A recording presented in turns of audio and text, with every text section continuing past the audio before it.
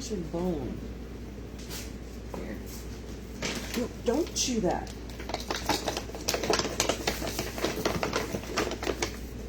Seriously. There, take it over there.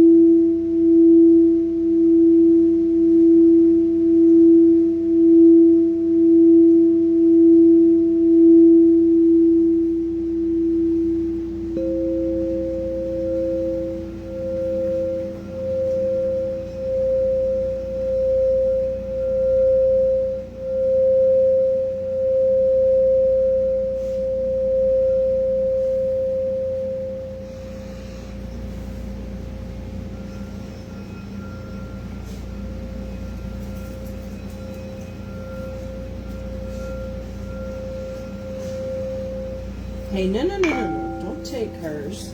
Did you eat it that fast? Oh my goodness. No.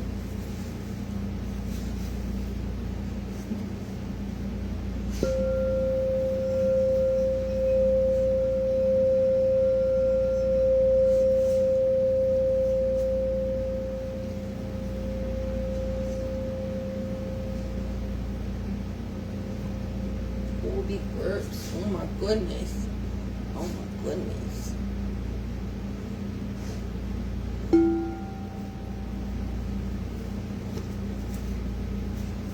Okay. I need you to chill.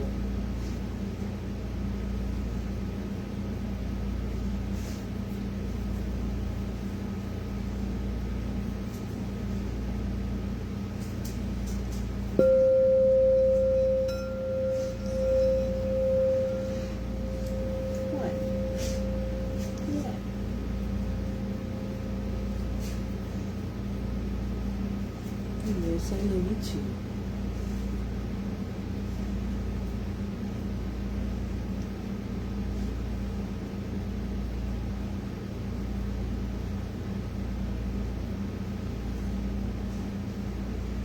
Ooh, the big burps. Got some big burps. Oh my goodness. Oh my goodness.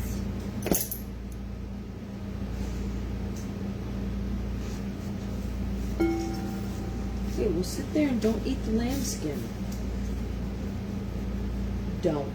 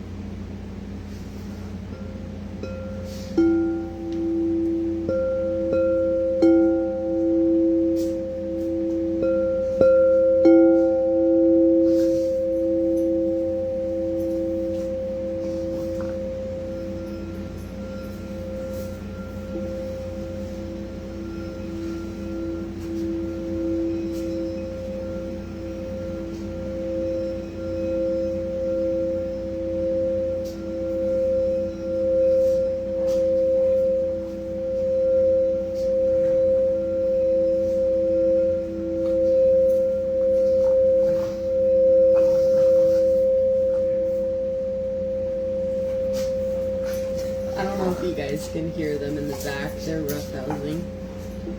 I tried to give them some bones that they could chew and be calm, but they are like really soft, so they pretty much already ate them.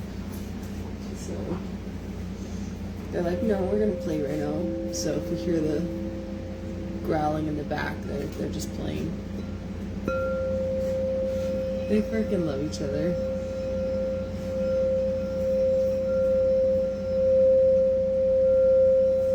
Got the puppy ambience.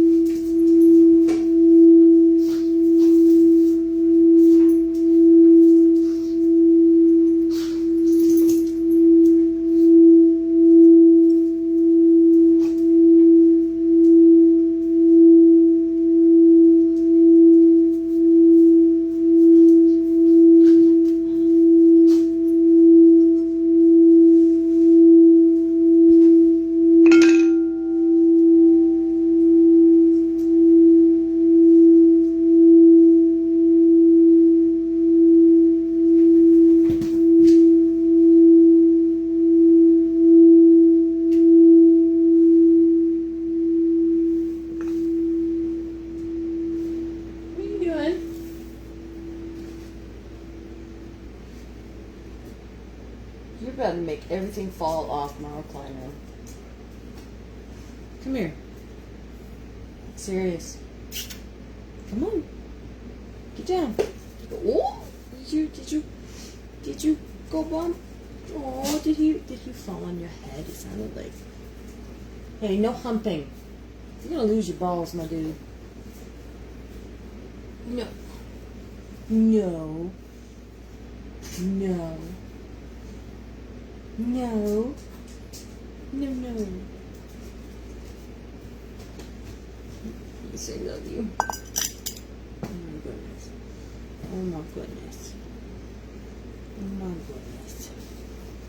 Oh my goodness.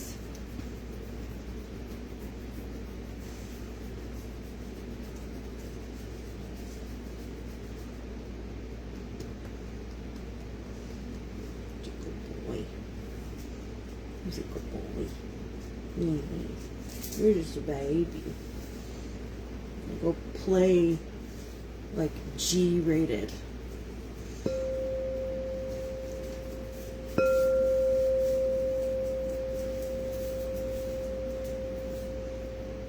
Okay, as long as you got the duck. You playing with the duck? Play with the duck. Don't chew my lambskin.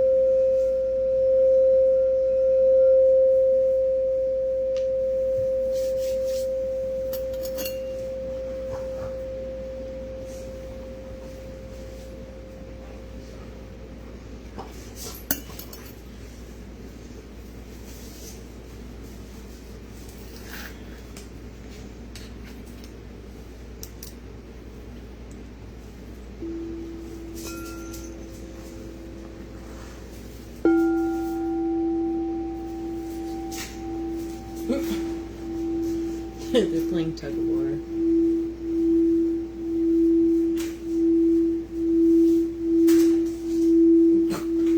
Damn, buddy, you're strong. So they were tugging on a stuffed duck squeaky toy, and he was literally pulling it so hard he was pulling Bobo.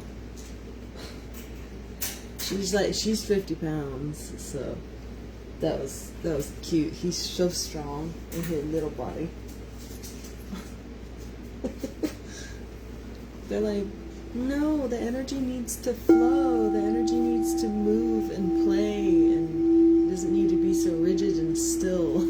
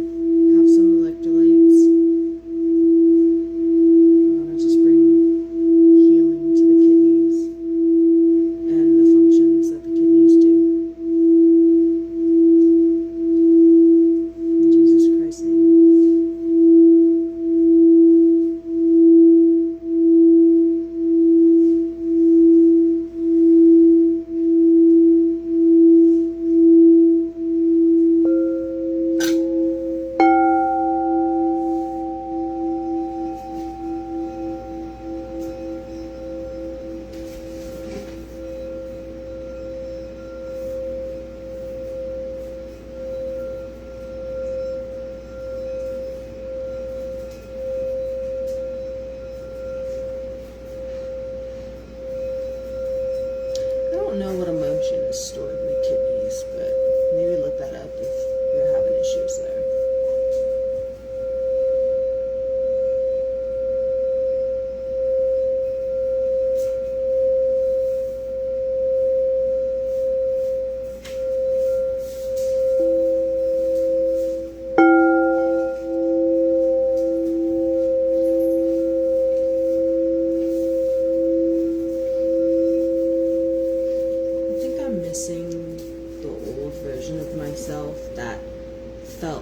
I had more people like me around me. You know, birds of a feather, you know. I almost feel like, I don't know, it's like when I was in Oro Valley, things were different. Like, some ways were better, some ways were worse. But I think I definitely, like, miss the people. I don't know, it's like, I don't know if I'm missing a version of me that I used to be, or what. Oro Valley, like, it's just been coming up for me a lot lately. Like, I miss that. And it's so weird because I was only down there for like 3 months, but it like had such an impact on me. It was like a side quest, you know. But I don't know. It's like that time, like I miss aspects of it.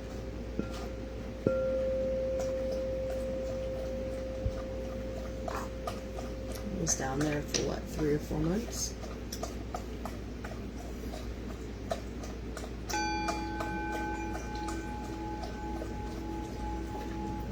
Something that I've also been thinking about lately is how I used to think that if I was going to bring healing to people, that I had to have a big following. I had to go live every day. Like, I had to be making content constantly, or serious enough. Leave the bunny alone. But it's like, I used to think that if I was to bring healing, that I needed to have this really big following and really big social media platform to do that. But lately, I've really been realizing that I'm having a bigger impact in my everyday conversations. Like the everyday people that I connect with on a regular basis, or talking to family or friends. And it's like, it's like the way I go about healing has shifted a little bit, to where it's like those bigger,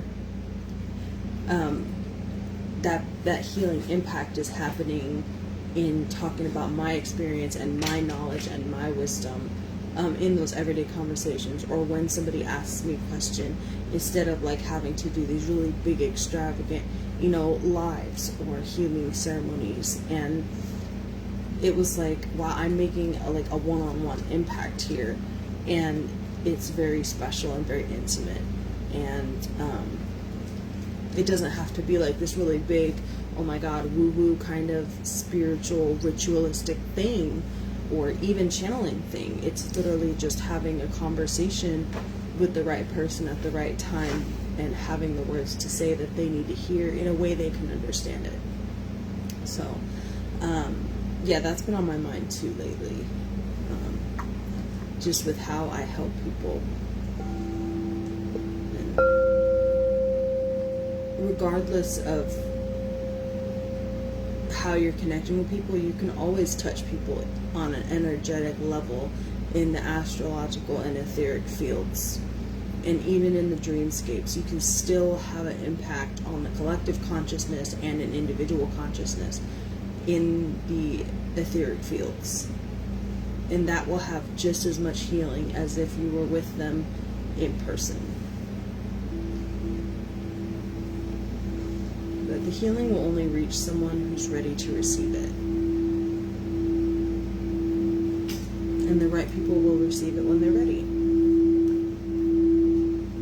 We're all contracted when it comes to healing. We're all contracted on when we cross paths, positive and negative, but all for the purpose of growth.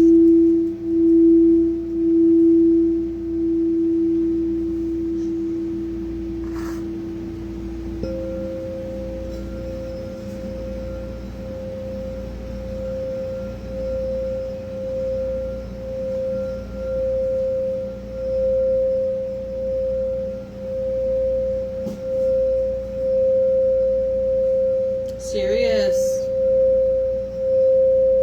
Come here. What are you doing? What are you doing? Come here. Come here. Come here. Yes, hi, Bobo. Come here. You're a good boy. You're a good boy. You're my good girl. I love you.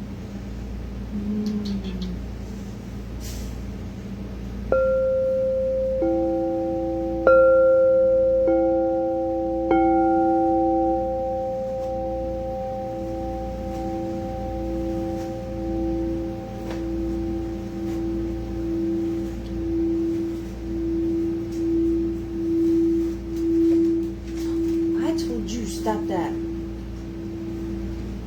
What? Well, what'd you expect? Come here. Get it out of your mouth. You just ripped off a chunk of the lamb skin.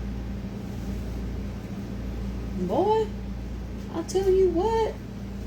I'll tell you what.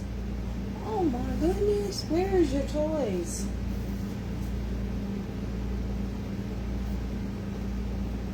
You're all the way over there. You're gonna go get your toys. You a lamb skin on them. Go on. I can't see him. Your big old face is in the way.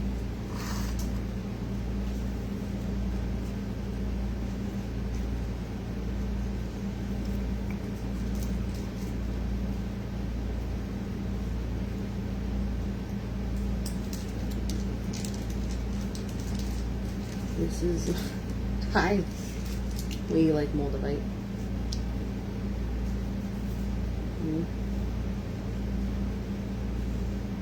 Alright, so this is Moldavite. Oh!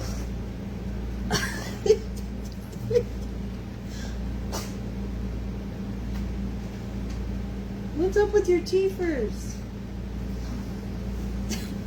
Y'all are something else tonight. Are we playing? Are we being nice? Serious. What the hell? Alright, you need to get off me. Get. Go lay down.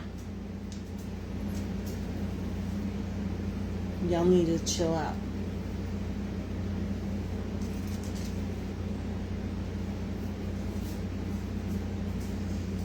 Anyway. Moldavite for getting you on your highest timeline in the quickest way possible, and calling in opportunities, and releasing what is not meant for you or what you are no longer in alignment with. So Moldavite can only work with you to the level that you consent for it to work on you. You can set boundaries with Moldavite. Like, the very first time I carried this, I told it that it's not allowed to affect my job. It's not allowed to affect, there was like 3 things I told the Moldavite it was not allowed to affect. I think it was my home, my job, and I want to say my relationship, or it was something else. But I was like, those are the 3 things that are off limits. You cannot touch.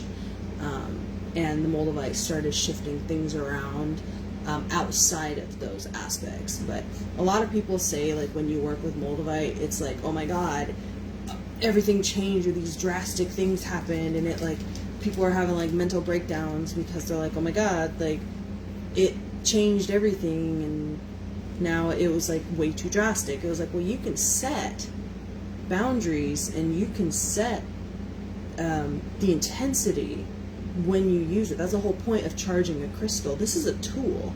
It's not the energy that runs your life. It's not even spirits that run your life. It is what you allow with your free will. But this is a tool at the end of the day. A tool. You don't need it to change your life. It can help you change your life. But you have the free will of what you're willing to do. Does that make sense? So, I'm going to do some Reiki with you guys with the Moldavite. So if you guys want to visualize like what you're wanting to change in your life, or what positive change you're wanting to have happen, or maybe you have some stuff that you're having trouble, letting go of, this can help you work with that.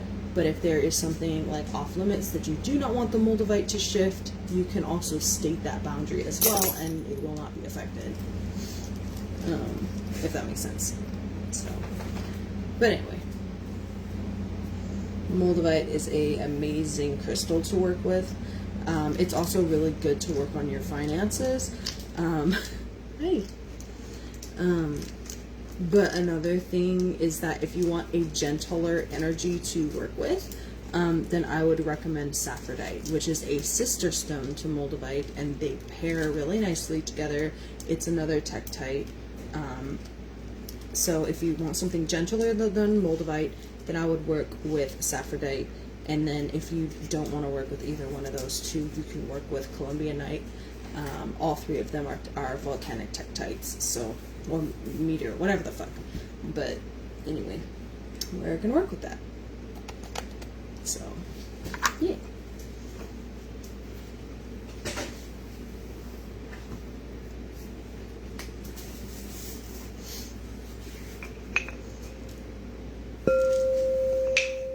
This is all done in 11 light, you know, healing, authentic type of way, while also working in balance.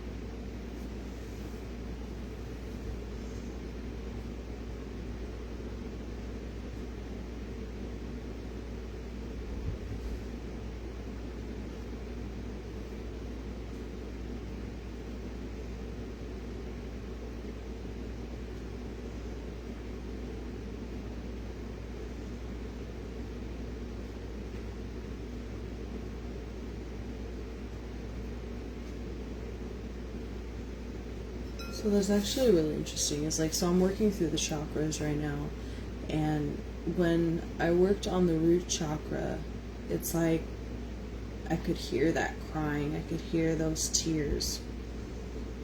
And the root chakra is about, what are you afraid of? Your stability, feeling safe.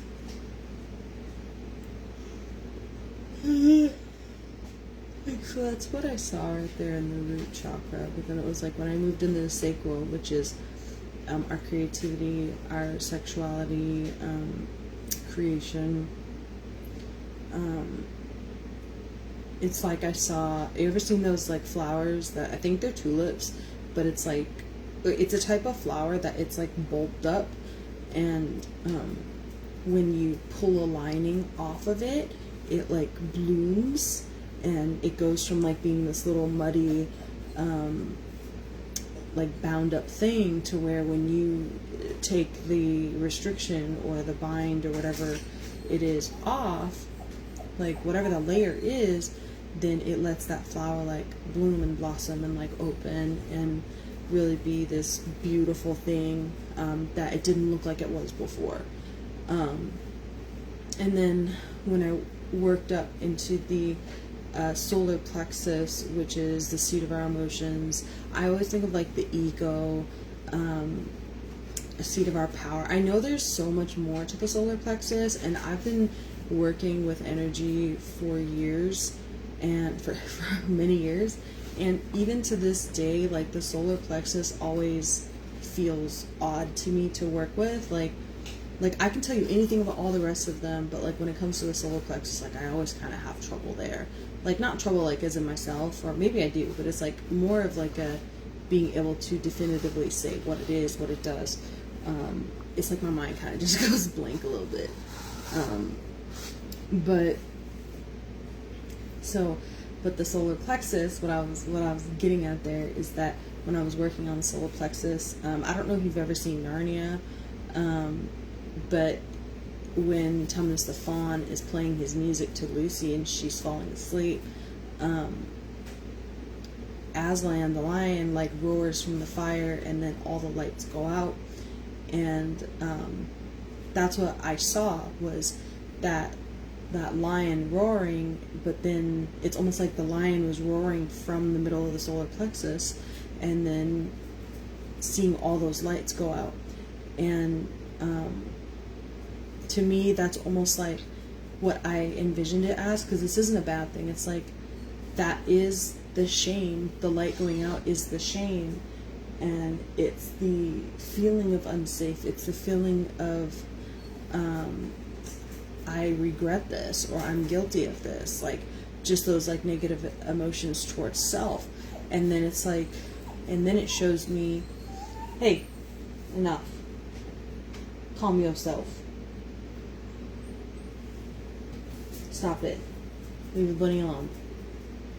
But what I was saying is that what it showed me is it showed that light go out, but then it showed that Bible story where there was a woman, and God, like, or Jesus goes up to her, and he's like lifting her up, because the townspeople, whatever, wanted to stone her and kill her.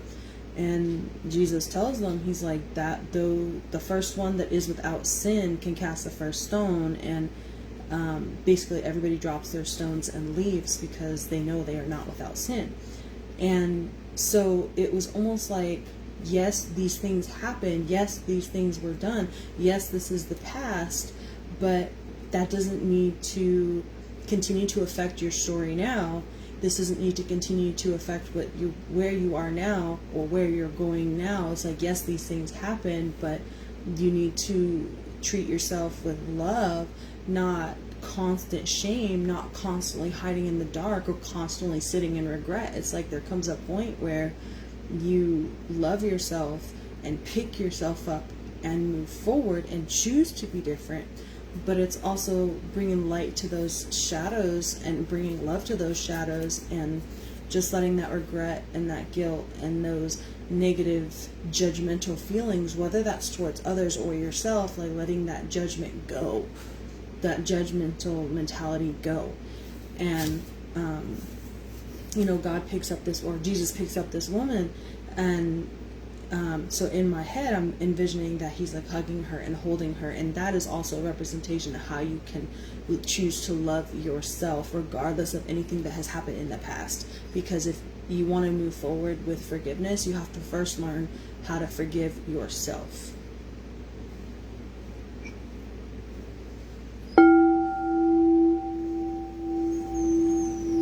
You are worthy of love and forgiveness and acceptance. Why are you crying? Come here, Sirius. Why are we crying? What's going on? Come here. Sirius, come here.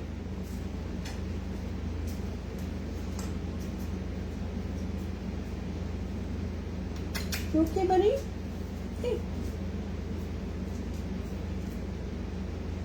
Oh my goodness. What are you doing? Come here. Oh my goodness. What are you doing? You trying to find your bone?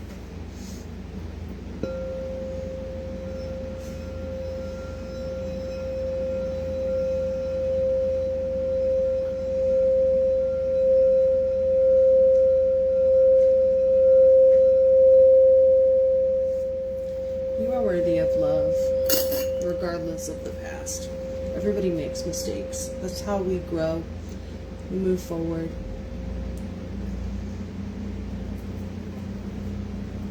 There comes a point where, though, it's like everybody makes mistakes, and that's how we learn and grow and move forward. But then if you continuously make the mistake over and over and over again, then it's no longer a mistake, it's a choice.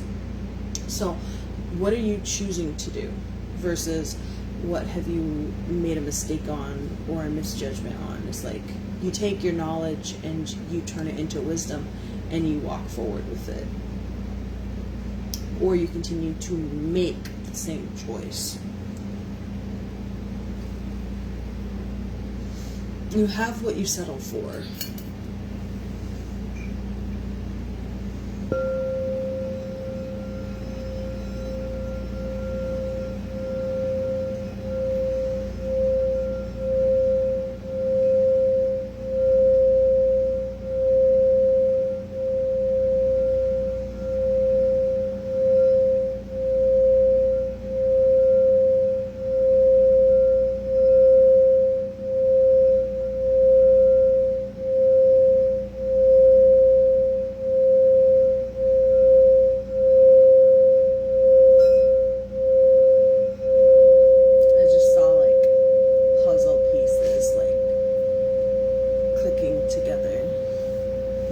Puzzle pieces are fitting together.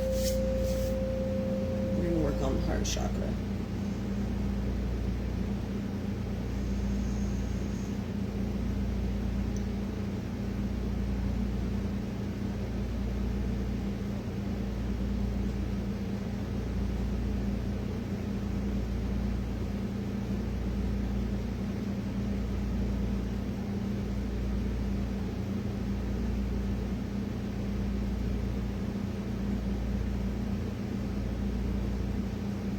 I just heard Psalms 21.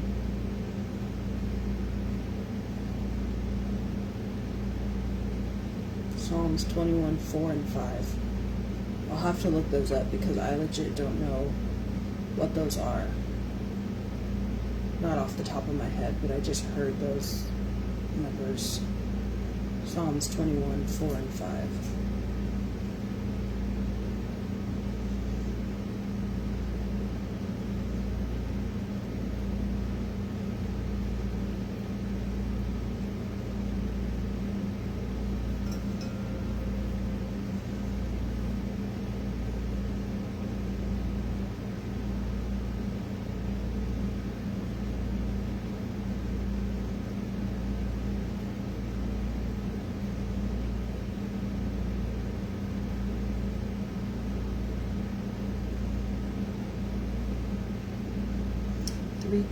Three crystal keys.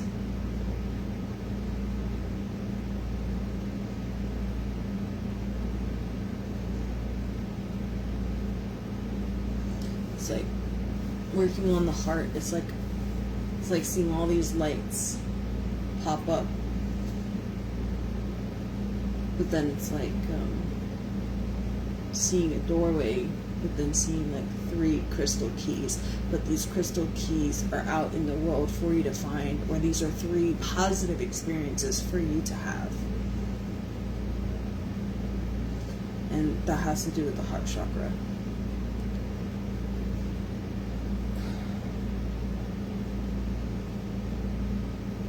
I'm gonna work on the throat.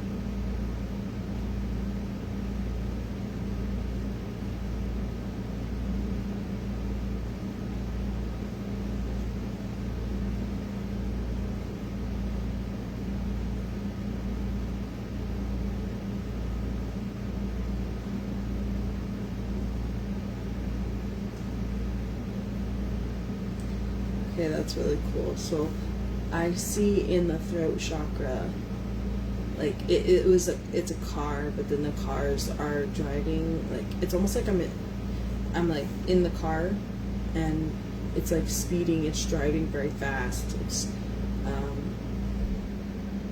just, you know, zooming. But then it's almost like that's a representation of how you are not taking the time to think about what you're saying or thinking how you're expressing yourself. You're just like, it's just like an instantaneous reaction. It's an instantaneous verbalization. It's like you're not actually absorbing information. You're just constantly thinking about the next thing that you're going to say. And so it's almost like in this vision, I see the car pull back and move over into like the slow lane, where it's like, okay, we have to slow down our response. And then it's like you want to think about what you're gonna say, you want to think about how you're gonna respond, which then that's how this car kind of like moves over into like a leisurely slow drive, where it's like you're paying attention to what's around you, you're enjoying what's around you, you're absorbing what's around you. It's not just a from one point to the other point, just go, get through it. It's like if you're constantly thinking about what you're going to say next, you're not actually hearing what the other person is saying, and you're not going to be able to have a conversation with somebody when you're trying to be in these intimately vulnerable spaces, when you're trying to communicate clearly with someone and trying to work with them, and like when you're trying to be in a emotionally available space to have a one-on-one conversation with someone, you have to listen to what they're saying and empathize with what they're feeling, because that is their reality. And even if you don't agree with it, that doesn't change how they feel about it. You have to kind of enmesh yourself in like, okay, this is what they're feeling, and my actions have influenced these feelings, instead of sitting there telling them like they're not allowed to feel how they're feeling, which is gaslighting, by the way. Instead of sitting there and being like, well, I didn't mean for that, or like you're not allowed to feel that, or that's not what's really happening. It's like you don't want to invalidate what the other person is saying. You don't want to invalidate what the person is bringing to you.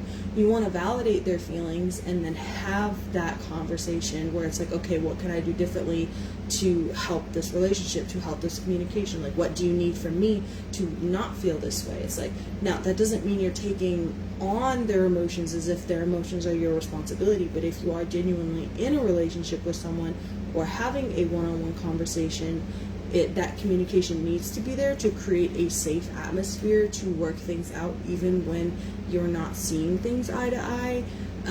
So it's like a give and take, but in a healthy manner. But if you're constantly just like reacting to defend yourself, or reacting to explain away or invalidate, then you're not going to get anywhere.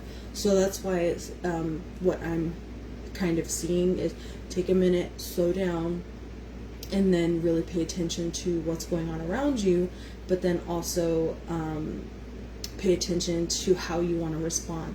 And that's how it's going to go from this constant, like, reactive, like, go, go, go, to, okay, now this is leisurely, now this is slow, now this, oh, look, if I was just zooming 100 miles an hour over here, I would have never noticed the beautiful flowers and wildlife over here, that now that I'm going like 30 or whatever, that I can see all these things around me.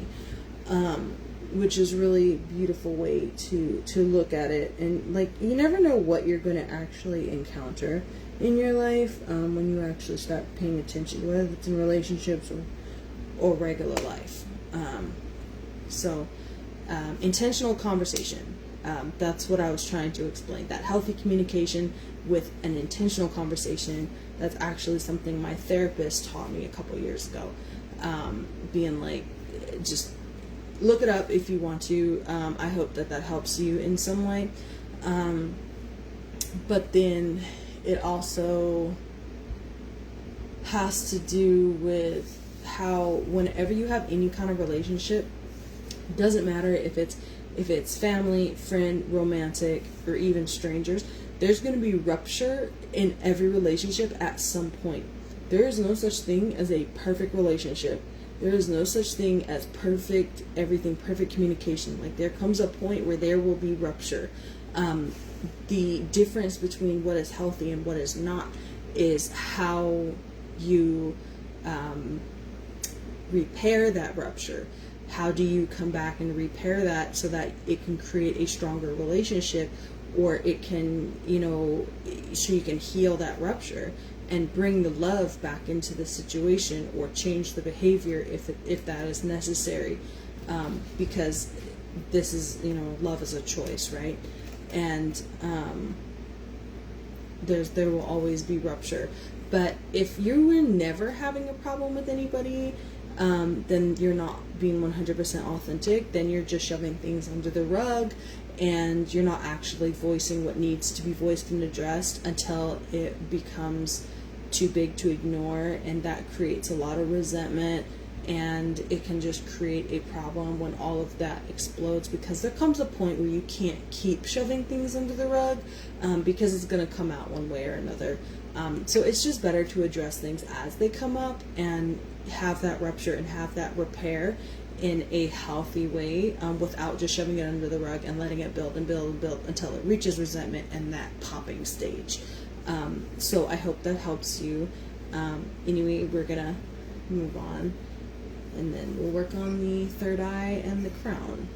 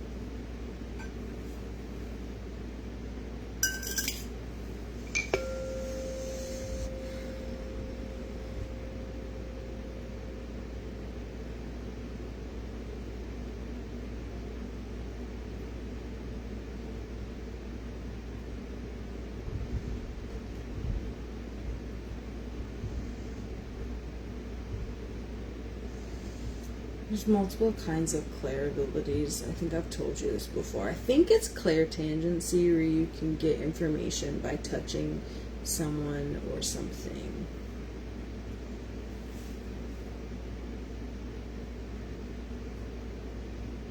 Like you absorb information through touch.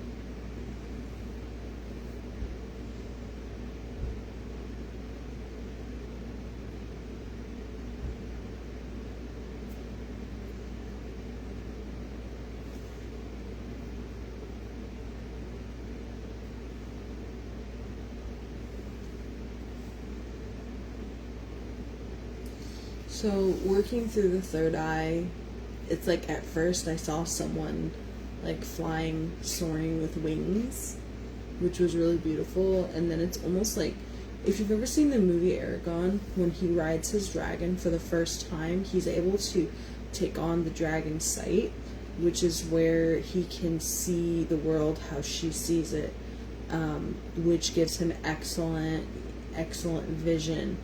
And he can almost like zoom in, right? It's really cool how he sees things. And so that was what I just saw, was that shift in perspective. It's like a shift in perspective, but it's also being like hyper aware, hyper attuned, where it's like you can see things that not necessarily everybody can. And it's just a really beautiful version of awareness. And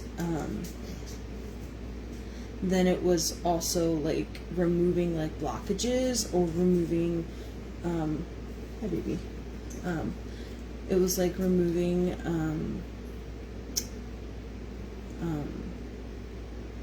like illusions. It's like removing illusions and removing negativity. And it, after that, it showed me,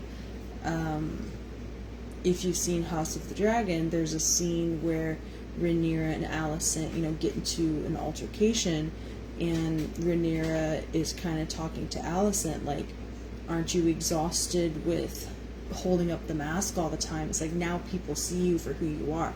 Now people see you for what you are.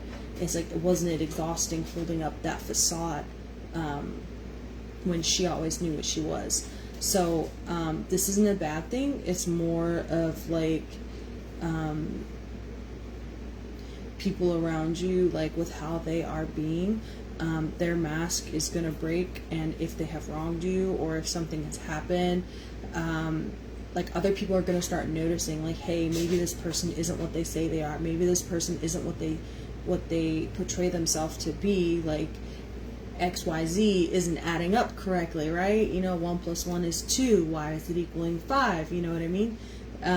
So that illusion is removed, where now that situation is like brought to light, or how that person is brought into the light, where it's like, this is actually what this is, not what they were trying to make you believe. So it definitely removes lies and illusion. But you also have that like sixth sense. You already have that sixth sense where your intuition already tells you. Even if your intuition tells you something, if other people try to sit there and tell you that you're wrong for feeling the way you feel,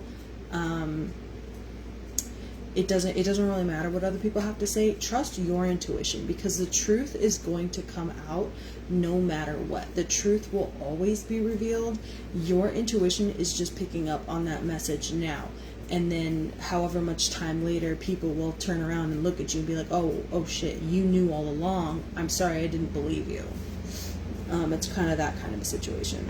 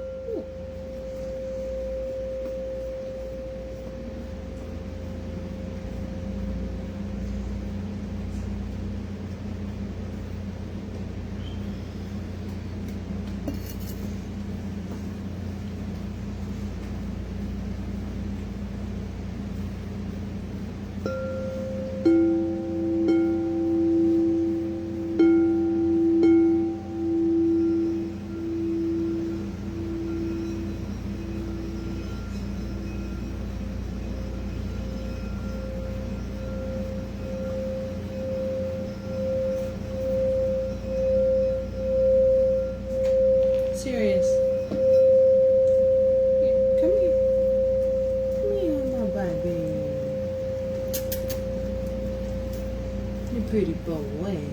He's a good boy. I know, I need this. He's like, I'm out of water. I'm gonna work through the crown, and then I'm gonna get off this live here because I need to fill up their water bowl. Serious, hang on, I'll get you some right now. Give me a second.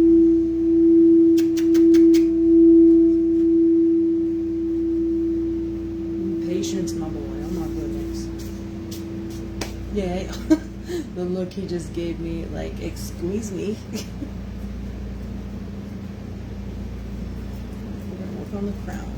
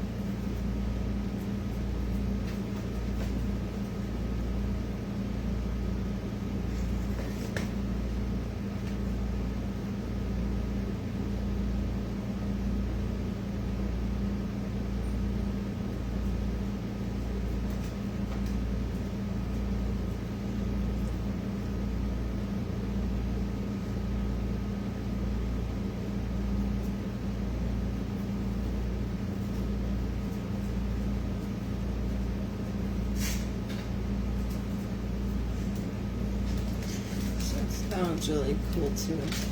At first, when I was working on the crown chakra, it's like everything was moving very fast, but there was like a lot of like monkey mind, which is where all the different thoughts are just flowing and kind of bombarding. But then it like almost became like light that was like growing and growing and growing, which almost turned into like a white fire. And I was like, ooh, that's kind of really intense. Let's not have that intense here. And then it was like, oh no, this is light. It's not actual fire. Like, this is light. You can touch it, you know, whatever. It's okay. Like, it's safe. And then it's like that light transformed into the violet flame, but almost like a tangible flame where it's like it's not too hot, like it doesn't burn you to touch it. But that's also a very beautiful omen because the violet flame burns away negativity, and that's actually from some saint created the concept of it, but it's a very beautiful healing tool to work with, and it's very healing and very cleansing, and there's no damage or anything from it. It's not something that's intense. It's like, oh my god, this is like hard to deal with or too bright, you know. It's like just right. So that was really beautiful. But anyway, I am going to get off live. I'm gonna go take care of my puppies, go to bed, and I'm going to get on track. Back on track, you know, with all my goals and stuff. So we are on to better things, better conversations. We're all healing, you know, we're all stepping into our authentic versions. But yeah, no more stress. It's all about love. So, I love you, and I hope this helped you in some way. Whether you just enjoyed the bowls or the messages or the Reiki, or maybe you learned a little something about Moldavite. But thank you for being here. I love you.